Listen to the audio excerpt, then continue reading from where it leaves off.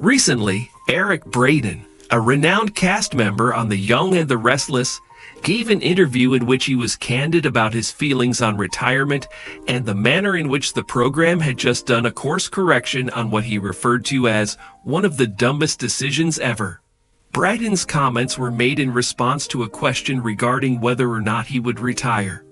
Since the year 1980, Braeden has been portraying the role of Victor Newman, and he is well known for his unwavering commitment to the profession as well as to the legacy of the program. On the other hand, even a legendary figure like him has entertained the idea of retiring, albeit with some strong thoughts about it. The devious grin that Braeden wore on his face was accompanied by the statement, "I have definitely given it some thought. When you have been together for such a significant amount of time, you start to become concerned about when the right time will ultimately arrive. On the other hand, I have a strong attachment to this guy, and if I'm being completely honest with you, I don't think Victor is satisfied with his story just yet." After that, he went on to remark that the things that keep him going are his enthusiasm for telling stories and his dedication to the character that he has established over the course of 40 years.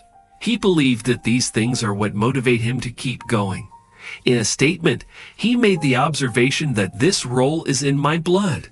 Due to the fact that Victor Newman is a component of my being, I will remain in this location for as long as I believe I am able to live up to his reputation. The fact that Braeden contemplated the thought of retiring did not prevent him from expressing his dissatisfaction over the fact that other key personalities and tales have been handled in a manner that is inconsistent at times. An event in particular that is still crystal vivid in his mind is the departure of Adam Newman, who is Victor's daughter. In his statement, Braeden referred to this decision as one of the dumbest decisions ever that was taken by the previous management of the program under consideration. After giving the matter some thought, he shook his head and remarked, "When they wrote Adam out, it was like cutting out a part of Victor's soul." He was referring to the events that had transpired. While I can appreciate that they might have had their reasons to disregard a character who has such a rich history and a lot of complexities, as it turned out, that was a very poor mistake. When Braeden was presenting his view that Adam was a significant part of Victor's story arc, he did not hold back in his explanation.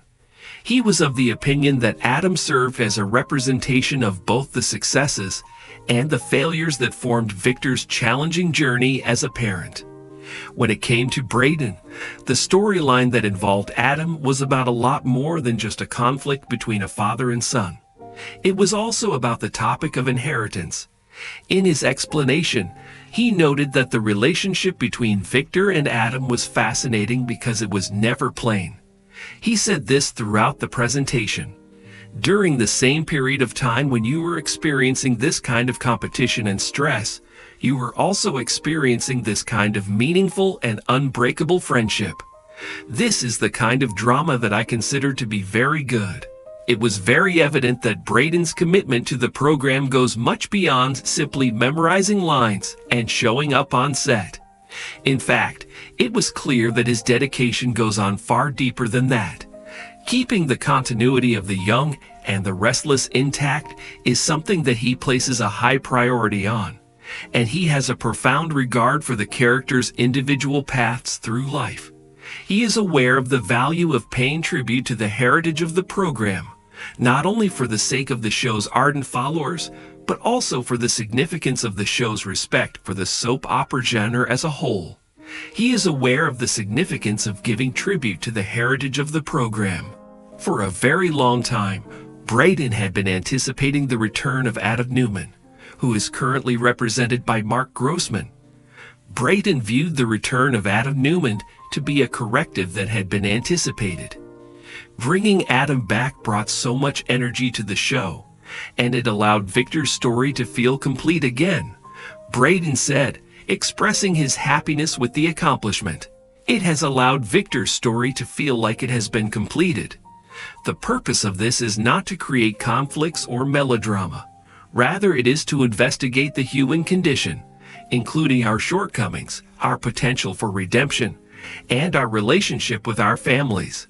Braden is quick to offer credit to the current showrunners for recognizing the significance of Adam's presence in Victor's life and bringing him back into the fabric of Genoa City in a manner that is respectful of the character's legacy. Braden is eager to give praise to the showrunners. According to Braden, the two characteristics that he views to be the cornerstones of his dedication to the young and the restless are the show's concentration on storytelling and the intricacy of the show itself. According to him, the choice to continue working on the program was motivated by the author's dedication to honoring Victor's memory. He feels this to be the driving force behind his decision. If I notice that they are not portraying my character in a manner that is caricature-like, but rather that they are treating him with respect, then my determination will be enhanced. I would like to give Victor the conclusion that he deserves, regardless of when that may be, he disclosed. I would like to provide such a conclusion to Victor.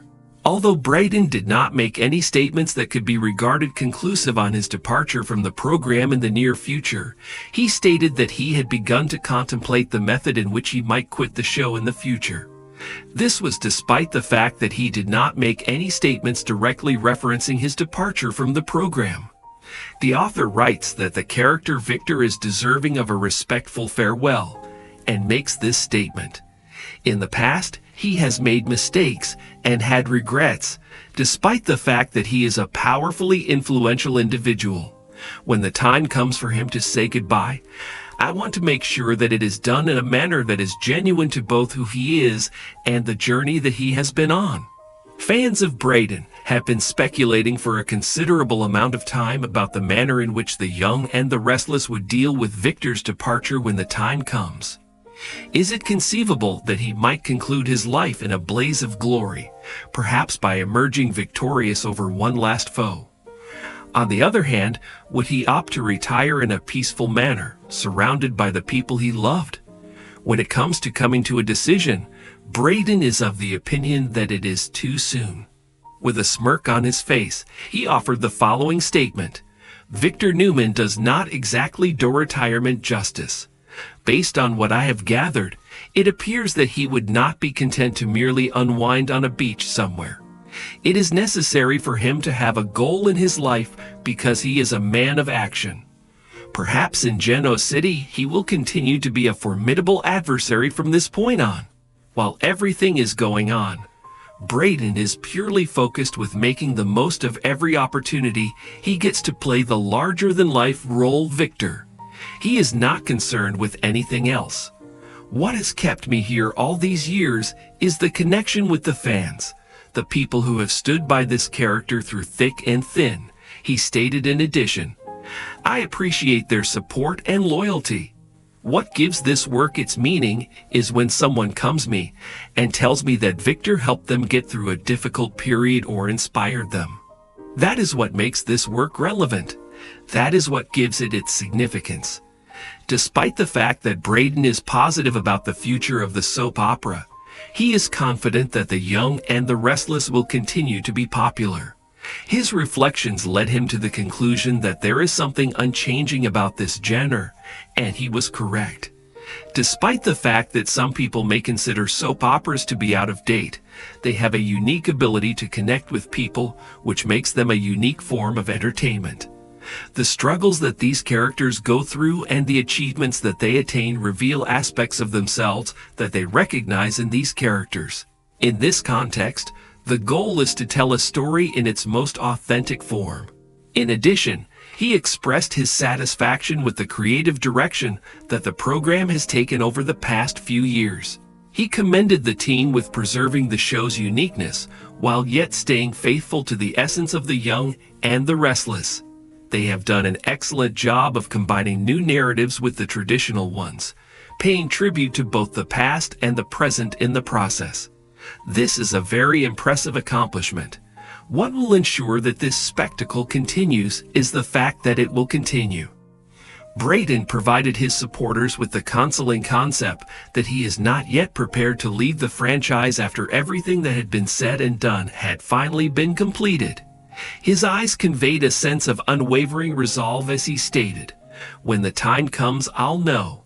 His words clearly demonstrated his conviction. However, for the time being, I will continue to be Victor Newman, and there is still more a story to tell. In the trailer for the episode of The Young and the Restless that will show on November 12th, there are a lot of unexpected things that take place, and Ashley Abbott is the one who is taken off guard the most. Following a period of several months during which the Abbott family has been under hardship and Ashley's relationship with Tucker McCall has been unstable, Ashley is about to learn information that will shake up her world and put her plans for the future into question. Due to this revelation, her intentions for the future will be called into question. During the beginning of the day at Jabot, Ashley is getting ready for yet another round of meetings, which is a typical way to start the day. In spite of the conflicts that are taking place within the family, she is stubbornly focused, and she is determined to keep Jabot on a path that would lead to success throughout his life. Their connection has been turbulent, despite the fact that she and her brother Jack have been able to have a semblance of harmony in their relationship. This is especially true due to the fact that Ashley has developed a closer relationship with Tucker, a circumstance that Jack and a sizable portion of the Geno City community have expressed their disapproval of.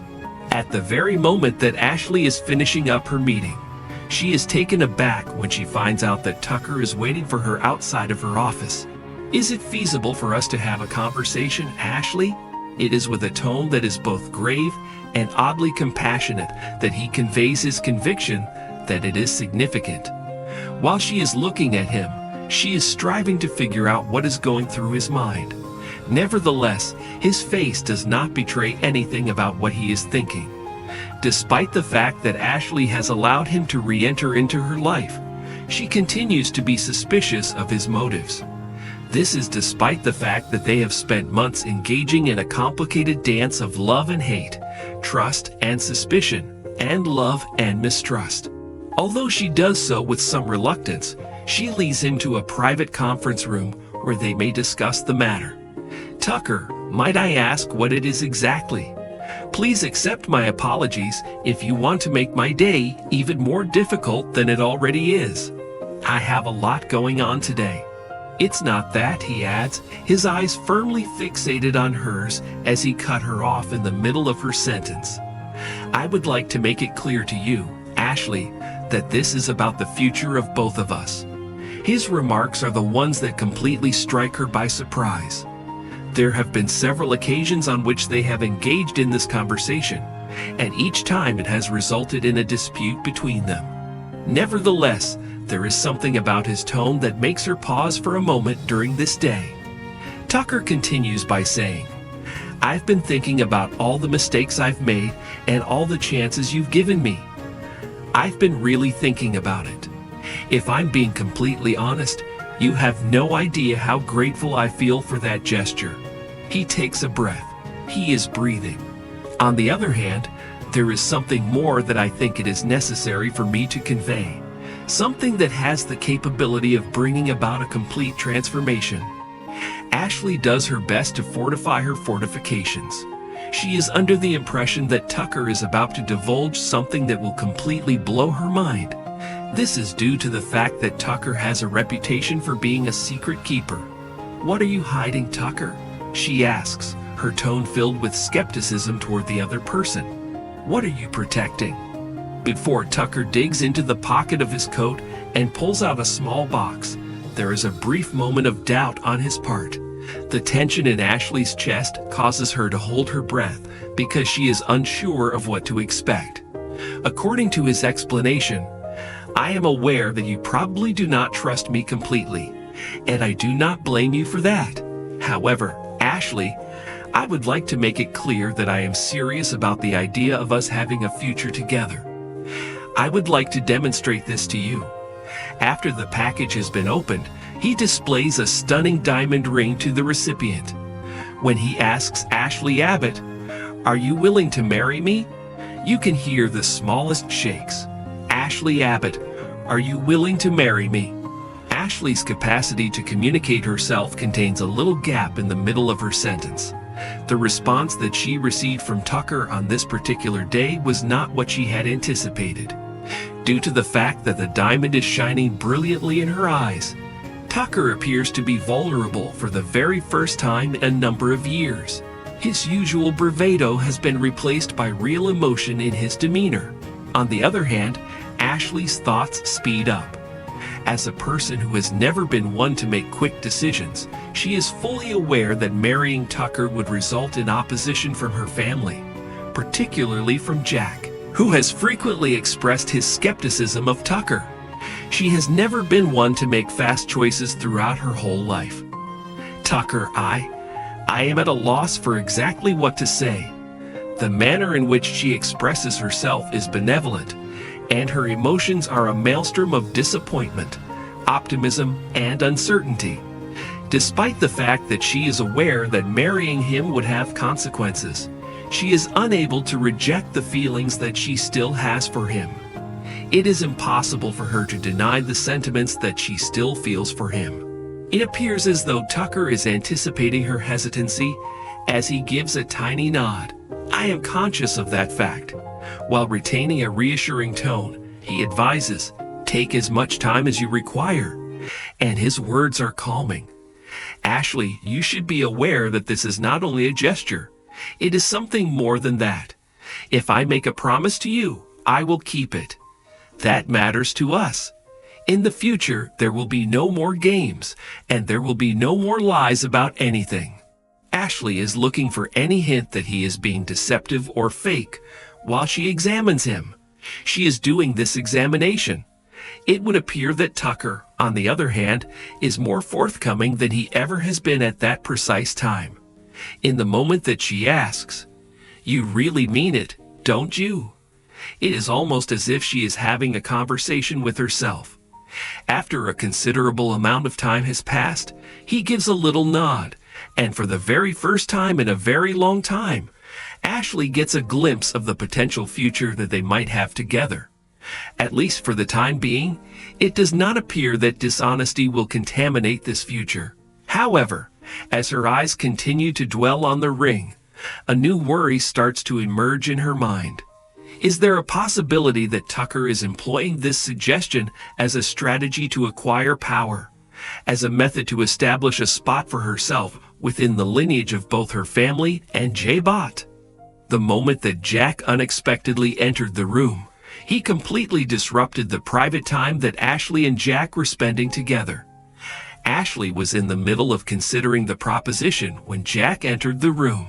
When he takes note of the ring box that Tucker is holding, his demeanor shifts as a direct result of this realization. He exclaims, "What the hell is going on about this situation?" with a tone of bewilderment in his voice. What the hell is going on this situation? During the time that Ashley and Tucker are exchanging glances, she comes to the knowledge that this is a moment that will not only define her relationship with Tucker, but it will also define her connection with her brother. Despite the fact that it has been abundantly clear from the very beginning that Jack does not approve of Tucker, she is currently left with the option of whether or not to please her family or to follow her own heart. Tucker proposed, Ashley says in a soothing tone, while meeting Jack's eyes with a feeling that is equal parts defiance and anxiety. Tucker suggested that we get married. In preparation for the response that she is aware is about to take place, she makes preparations for herself. Is this a serious danger to the community? As Jack cries out, a darkening of his skin can be seen on his face. It is completely inappropriate for you, Ashley, to be thinking about this. In light of everything that he has accomplished here, let us not overlook the fact that he has a history of being abusive against our family, in addition to the fact that he has lied to you and taken advantage of you. His sole intention is to make your life more chaotic, and that is all he is going to do. Ashley is able to control her brother since Tucker does not speak, despite the fact that his jaw is tight and he is clutching his teeth. Despite the fact that she is turning to Jack, her tone does not change. It has come to my attention, Jack, that you do not have faith in Tucker. I am able to understand the rationale behind it. but I have decided to go in this direction. I have to act in a manner that is appropriate for me." Jack shakes his head in response. "I would like for you, Ashley, to take a time to think about everything that we have accomplished together and what we have accomplished as a result of our hard work." He gestures toward Tucker and says, "This man will only look out for himself." His tone is oozing with scorn, and he makes a hand gesture toward him. "His actions will result in the destruction of everything that we have built, as well as everything that Dad has worked so diligently to achieve." Ashley has a clear perception of the impact that Jack's remarks have had on her. In spite of the fact that the man she still loves is standing in front of her, he is the one who is encouraging her to take a leap of faith. Her loyalty to her family has always been a guiding element in her life for as long as she can remember. It is not at all easy to choose between the available options. Before addressing both of the males, she takes a few deep breaths and stops for a moment. "I need some time to think about this matter," the speaker said. "Given the circumstances, I am unable to make a decision at this time." Jack appears relieved but worried about the situation, while Tucker's face displays a combination of patience and hope. Tucker's expression is a balance of the two emotions. Tucker repeats, "Take as much time as you require." On multiple occasions, his eyes meeting hers with a glance that gives the impression that he is being truthful. When Ashley is alone in her room later that day, she flips the ring over in her hands. This occurs when she is in the later hours of the day. She can feel the burden of the legacy that her family has left behind pushing down on her, but at the same time, she is experiencing a wave of exhilaration, a thrill at the promise of love and a new beginning. She is experiencing both pressure and excitement simultaneously. She is conscious of the fact that if she decides to go with Tucker, it leads to the possibility of her breaking up with Jack, which is a risk that she is not confident she is ready to take on. Nevertheless, she is conscious, on a more profound level, of the fact that her feelings for Tucker are genuine, despite the challenges that these feelings bring about. As she continues to stare at the ring, she comes to the knowledge that the decision is not just about Tucker or Jack. Rather, it is about the kind of life she wants for herself. She comes to this realization as she begins to contemplate the ring. To what extent is she willing to let go of her previous resentments and take a chance on love, even if it means going against the expectations that her family has for her? One thing is certain, however, and that is the fact that the only thing that can tell us for certain is whether or not Ashley is willing to take the plunge. The decision that she makes will have far-reaching repercussions, not only for her relationship with Tucker, but also for the entire Abbott family members. As Phyllis Summers circulated within the confines of her penthouse, her thoughts were racing with the intricacy of the job that she had just completed. Her determination to find Sharon Roselles was unwavering, and she was determined to do so for any and all reasons. She believed that Sharon had a long history of manipulating and deceiving others, and Phyllis was more determined than ever to guarantee that Sharon would be punished for her actions. The animosity between them, which had been going on for decades, had recently intensified, and Phyllis was more eager than ever to see Sharon suffer the repercussions of her actions. This time, however, she was not going to rely on public confrontations or gossip. Rather, this time Phyllis had a trap that she had carefully put out, and if it was effective, Sharon would not see it coming until it was too late. Phyllis's plan was to use the secret that she had carefully put out. Phyllis had accidentally made touch with Chance Chancellor earlier in the week.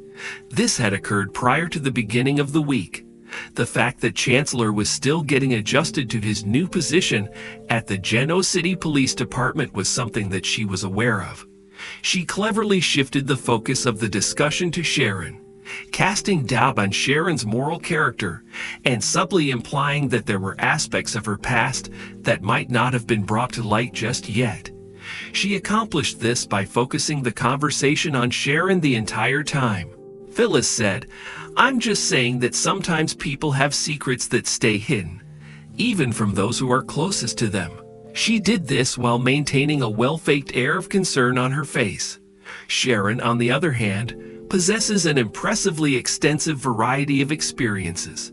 It is possible that it is high time that someone took a more meticulous look at it.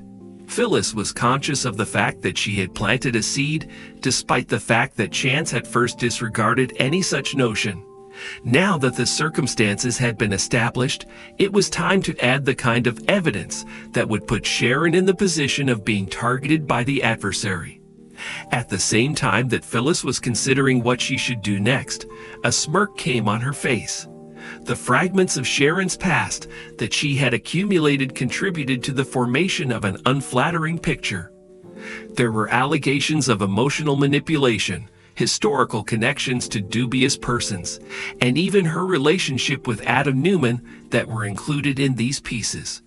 To be successful, however, her plan required something physical, a flaming pistol that would be impossible to ignore. This was necessary for the plan to be successful. An opportunity offered itself to her when she overheard Sharon and Nick discussing a sensitive topic. She was able to take use of this opportunity. Sharon was in possession of a secret dossier on a patient, which, if presented in an unsuitable manner, may link the patient to activities that were troublesome. Phyllis became aware of this fact, and she was concerned about the potential consequences. To make it appear as though Sharon had been misrepresenting or concealing facts for the goal of achieving personal gain, Phyllis would frame Sharon for tampering with patient data. This would make it appear as though Sharon had been doing so. It was Phyllis's plan that was successful. Phyllis was able to effectively carry out a small breach into Sharon's computer at Crimson Lights by utilizing her skills in technology. This breach was successful. In order to accomplish this, she altered a few lines in the patient's file in order to create the impression that Sharon had made changes to the account. A man named Dylan Coates, a previous patient who had been involved in the underground drug trade, was the individual that she had chosen because of their already known history of difficulties in Geno City. Coates had been responsible for the distribution of illegal drugs. Phyllis manipulated the information in such a way as to give the impression that Sharon had played a role in Dylan's actions. She did this in order to give the impression that Sharon had been involved in Dylan's activities. The last thing that she did was make sure that this evidence would be brought to Chance's attention in the most inconspicuous way possible. This was the final step that she took. The choice that a concerned citizen would get in touch with him and alert him that there were contradictions in Sharon's records at Crimson Lights regarding the scenario was one that she made. Through the use of a public computer and the composition of an anonymous email, Phyllis was able to fully eradicate any and all trace of her involvement. As Phyllis waited for several days, she was barely able to contain her excitement as reports began to swirl about a police investigation into Sharon's records. One could feel Phyllis's eagerness to learn more, given that she was certain that Chance would not ignore a tip of this sort, and taking into consideration the fact that the evidence pointed directly to Sharon, she was aware that it would be a matter of time before the authorities arrived at the scene. As all of this was going on, Sharon began to feel the pressure that was being applied. The patients started canceling their appointments, and she noticed that her regular customers were looking at her with uncertainty. It seemed to her that something was off with the situation. It was even her ex-husband, Ray, who had worked as a detective in the past, who brought up the notion that there might be issues with her documents. In an effort to disregard it and convince herself that it was nothing more than a simple administrative mistake, Sharon made an effort to dismiss it, but the pit in her stomach informed her that it contained something else entirely.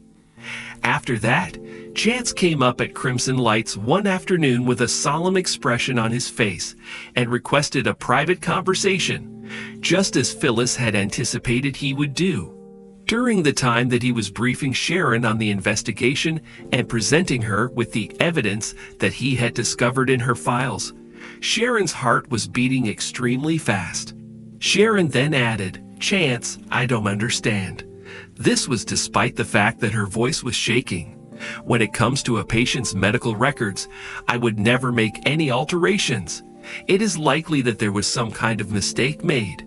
While Chance was staring at her, he did it with a combination of sympathy and knowledge. Despite the fact that Sharon is correct in her assertions, the records suggest that this is not the case. It is essential for us to conduct meticulous research into this matter.